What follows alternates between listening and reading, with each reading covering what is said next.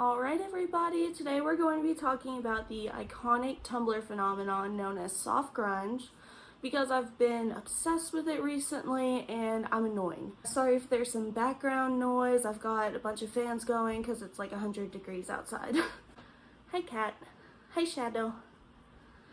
I just want to add in that most of the photos I use in this video were taken directly from my Tumblr archive from 2013 and 2014. If you were a teenager in the early 2010s, you're probably familiar with the term soft grunge.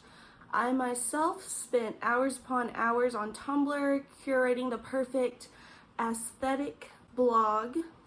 I hated the term soft grunge, but let's be honest, I was the epitome of soft grunge. Tumblr in the 2010s was home to plenty of mainstream bloggers talking about DIY and flower crowns, but soft grunge was the dark, edgy, I hate the word edgy, but the dark, edgy alternative side of the platform. I've seen an increased interest in soft grunge online recently, especially on TikTok. Some of us my age are reminiscing of a simpler time. On the other hand, younger zillennials view soft grunge in 2014 as a retro trend, sort of the way my age views the 80s as retro.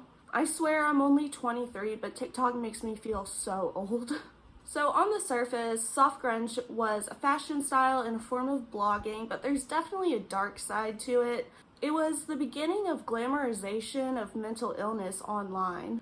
I'll get more into that later though. Let's start with the basics of soft grunge.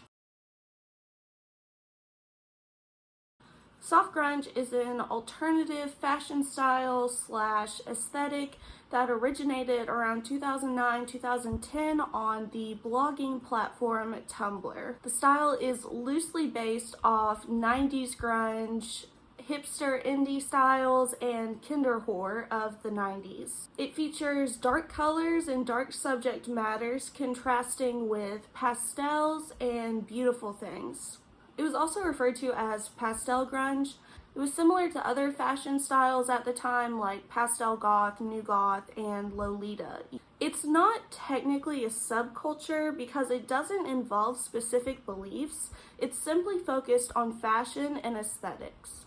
Some of the photos you would see on soft grunge blogs were grainy photos of predominantly white and very thin women, often with dyed hair and tattoos. You would also see photos of nature, bands, films, etc. Popular images showed women drinking, smoking, flipping off the camera, walking through graveyards, covering their faces, or turned away from the camera.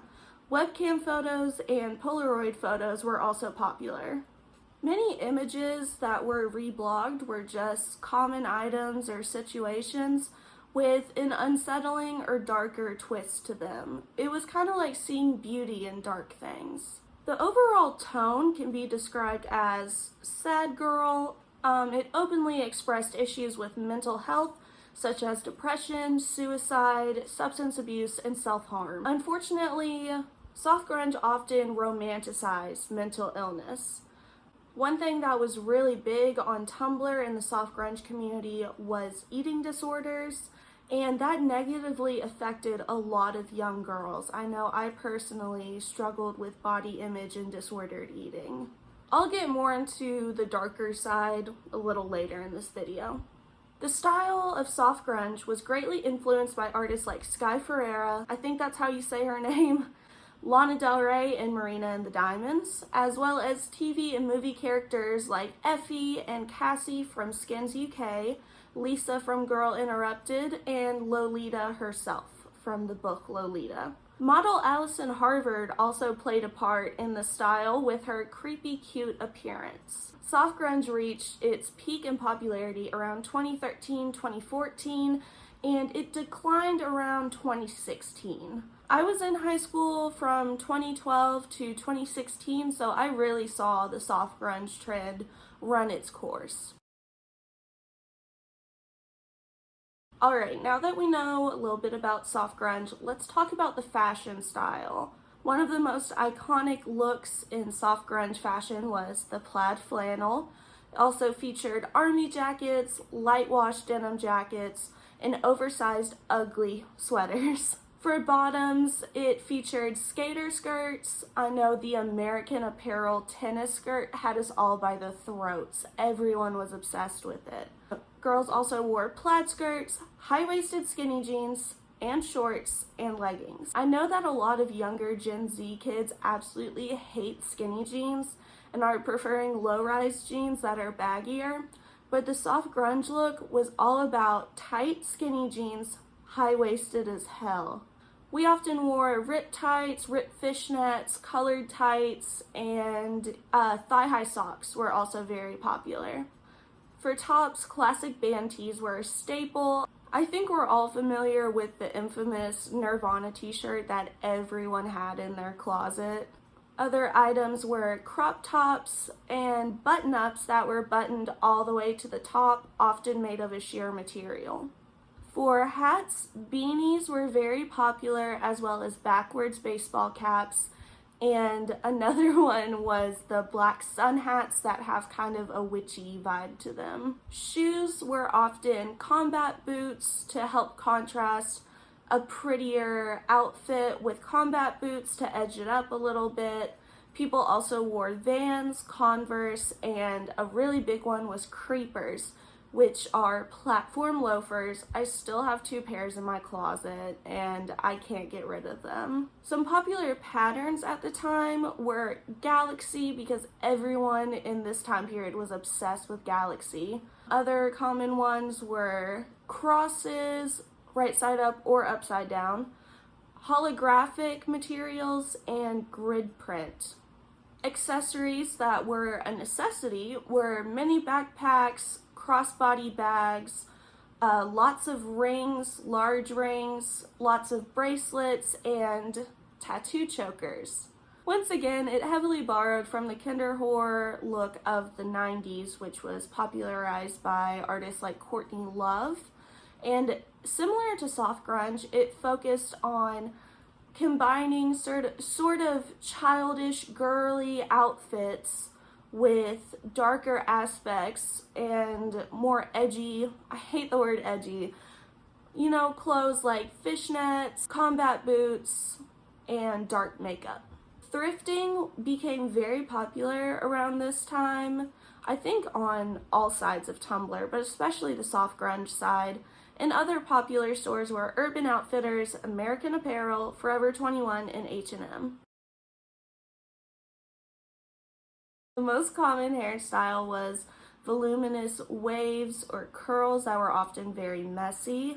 Messy buns were also popular. Braids were very popular, such as Dutch braids, the infamous fishtail braid, and even waterfall braids. Space buns became popular as well. And dyed hair, especially pastel gray and blonde hair, covered our dashboards. The other thing that was popular for hairstyles was flower crowns, which were largely influenced by Lana Del Rey. You see her wearing a flower crown in her video for Born to Die, and all of us wanted a flower crown. Examples of soft grunge makeup is again very messy, very dark. People would wear messy black eyeshadow and smoky eye looks. They would use shimmer eyeshadow. Dark brows were very popular. This was around the time that Anastasia Beverly Hills brows was becoming popular. So dark brows, winged eyeliner was an absolute must. And then for lipstick, mostly natural lips with no lipstick, but sometimes red lips or burgundy. Now I know this sounds strange, but there were certain items that were associated with the soft grunge aesthetic. So you would see hundreds of pictures of these items. I don't know why they were so prominent, but boy, they were everywhere. A picture you saw all the time would be boxed water, and I think it was called black water. Loving coffee and cats was very common. Pictures of plants and succulents. Graveyards were very popular, as well as forests. The vintage style was also very common, so you would see pictures and gifs from old movies, old commercials, pictures of women who were pinup girls, and even the rockabilly style came into play a little bit. Vinyl and record players were everywhere, as well as thrifting, aliens, of course, drugs, alcohol, and cigarettes. The style for women was often stretched ears, piercings, and dyed hair. And then something else that was really widespread was these photos featuring, I think it's called Arial font text in bold italics. They were everywhere. They just said random things, and we all reblogged them. Or other photos that featured these little pixelated text bubbles. Something else I saw a lot of was text conversations that made it look like it came from an older cell phone. Although soft grunge is not a subculture, there's definitely bands and artists that are associated with this movement. The icons, of course, were Lana Del Rey, the original sad girl, with her albums Born to Die, Paradise, and Ultraviolence. Marina and the Diamonds was very well known for her album Electra Heart, and Sky Ferreira released Ghost and Nighttime My Time. Later during the soft grunge movement, artists like Halsey with her album Badlands and Melanie Martinez with her album Crybaby became influences. There's numerous music genres that are associated with soft grunge, varying from pop punk and post-hardcore to 90s grunge to electronic and even some rap artists. Artists like Lorde, Amy Winehouse, the 1975, Arctic Monkeys, The Neighborhood, the XX, and Alt-J were staples in the soft grunge aesthetic. Electronic artists like Crystal Castles and Grimes were also everywhere. Now, I don't know if these are technically rap groups, but The Antwoord was very popular, although we know now they are very problematic. And Death Grips was really popular, at least in my friend group. And I have no idea what genre they are, still to this day. Pop punk was incredibly popular in the soft grunge community because a lot of us honestly were just grown-up emo and scene kids, and this was just the next phase in our life. You saw a lot of photos with band lyrics on them, and popular bands were Neck Deep, The Story So Far, Basement, Balancing Composure, The Front Bottoms, and Title Fight. My two personal favorite bands from this time are post-hardcore bands La Dispute and Touche Amore, and I still listen to them today. Alright, let's move on to films and TV shows that shaped soft grunge. Before Euphoria, there was Skins UK. Skins UK was hands down the favorite show on Tumblr during this period. It featured teenagers using drugs and alcohol, having sex, and struggling with mental illness. Those were basically the main components of soft grunge. Characters Effie and Cassie were fan favorites.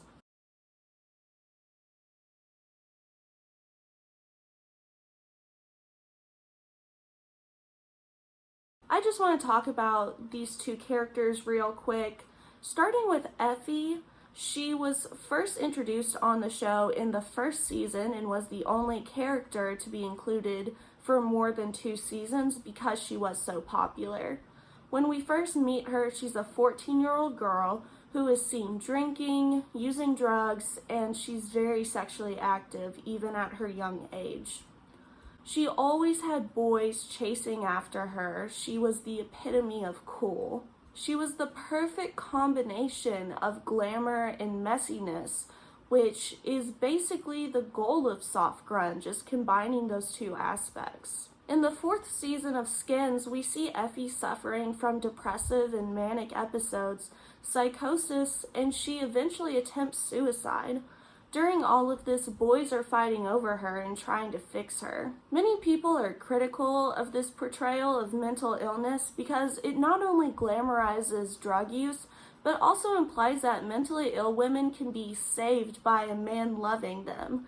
In reality, love can't cure mental illness. The character Cassie also participated in drinking and drugging, but her main story arc was her struggle with anorexia. There are scenes that practically provide instruction on how to starve yourself and hide your eating disorder, which was incredibly triggering and dangerous for young viewers. She also attempts suicide when her crush doesn't reciprocate her affection. Many photos and GIFs of Cassie have been circulated on Tumblr as thinspo, aka inspiration for people who have eating disorders. Skins is very explicit, and its prominence on Tumblr greatly impacted a generation. Seeing teenagers participate in such risky behavior caused many young people to copy the character's actions and see it as normal. Another show that was widely popular was American Horror Story. The first season, Murder House, was released in 2011, and Tumblr users were obsessed with Evan Peters' character. His character was named Tate Langdon, and he was the ghost of a school shooter. Yeah. Despite Tate's horrible actions in the show, viewers romanticized the character and dreamed of having a relationship like Tate and Violet, even though it was incredibly toxic. Go away, Tate! You're all I want! You're all I have! Go away!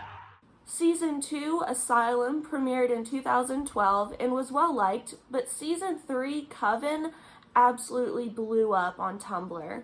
It was released in 2013, which was the peak of soft grunge.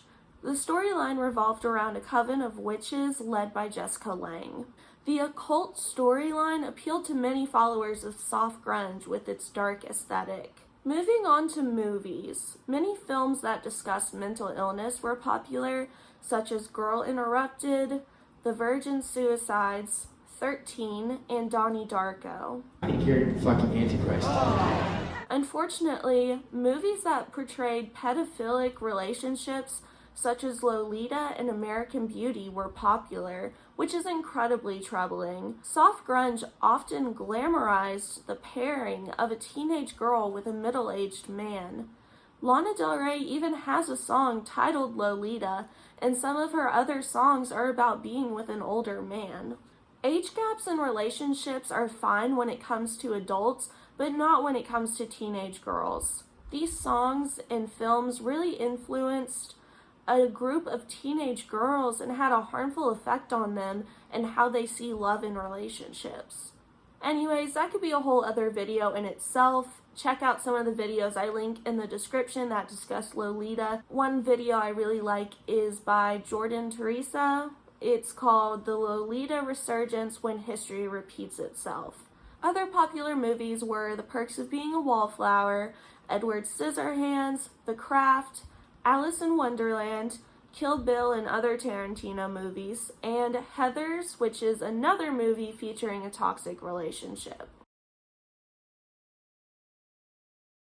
To sum all this up, I think it's fun and nostalgic to recreate the 2014 era of Tumblr.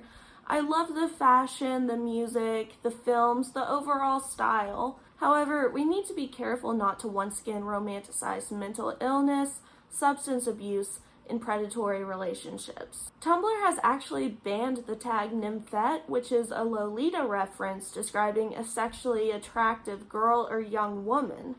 Instead of nymphette, people are now using the tag coquette, which is French, I believe. It means flirtatious woman, so that's a step in the right direction since we're talking about women instead of young girls. Hi, I'm editing. I didn't really film an ending. I didn't really film an outro. And I just want to add in that soft grunge is fun, but we should make sure we're being more inclusive nowadays, including people of color, disabled people, queer people, etc. And yeah, sorry I got on a crazy tangent talking about TV and film. I should have just made that a different video, but I felt like it needed to be included in this one. So I hope you liked this video. Bye!